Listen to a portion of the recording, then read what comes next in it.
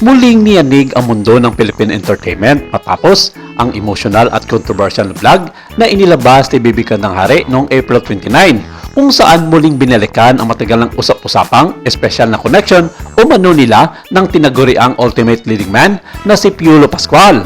Sa loob lamang ng ilang oras matapos itong may upload online, tila sumabog na parang bomba ang social media. Trending agad ang pangalan ng dalawang personalidad habang kaliwat kanan naman ang opinyon ng publiko. May mga naawa, may nagagalit, may natutuwa at mas marami ang gustong malaman kung ano nga ba talaga ang buong katotohanan sa likod ng mga revelasyong muling bumuhay sa isa sa pinakamatinding intriga sa kasaysayan ng showbiz Pilipinas. Ang pinakaumatake sa damdamin ng publiko ay ang diretsahang payag ni Bibi Ganda. I am not outing you. I am only talking about myself. Isang simpleng linya ngunit para sa mas marami, tila may malalim itong kahulugan. Para sa ilang mga netizens, isa itong matapang na deklarasyon ng isang taong matagal nang nanahimik tungkol sa kanyang emosyon at karanasan. Ngunit para naman sa mga taga-suporta ni Piolo Pascual, isa raw itong hindi kinakailangang muling pagbubukas ng lumang usapin na matagal nang ibinaon sa limot. Sa social media, nagmistulang courtroom ang comment section. May ilan na nagsasabing panahon na upang maging totoo ang lahat sa sarili nilang sexualidad. Ngunit may iba rin nagsabing tila unfair umano kay Piolo Pascual na patuloy siyang nadadamay sa mga aligasyong hindi naman niya kailanman direktang pinatulan. Ngunit tila hindi rin ito nagtapos ang usapan.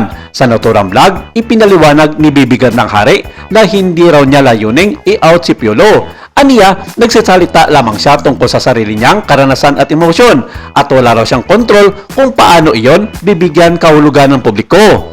Ngunit para sa ilang mga observers, mahirap umanong ihiwalay ang pangalan ni Piolo sa mga payawatig at detalye na inilalahan ni Bibi Hari. Kaya naman lalong lumakas ang usap-usapan online. May ilang mga entertainment vloggers ang nagsimulang maglabas ng kanilang mga analysis tungkol sa umano'y mga sekreto ng nakaraan, maging mga lumang interviews, mga larawan at blind items ay muling hinukay ng mga netizens na tila naghanap ng nawawalang piraso sa isang matagal lang palaisipan. Habang umiinit ang kontrobersiya, hindi rin nanahimik ang kampo ni Piolo Pascual. Ayon sa ilang mga ulat mula sa entertainment insiders, nagpahayag umano ng matinding pagkalismaya ang kampo ng aktor sa paulit-ulit na pagbubukas sa isang isyu na matagal nang walang saysay. Hindi umano nila maintindihan kung bakit kailangan pa itong balikan gayong tahimik naman si Piolo at hindi nakikialam sa buhay ng ibang tao.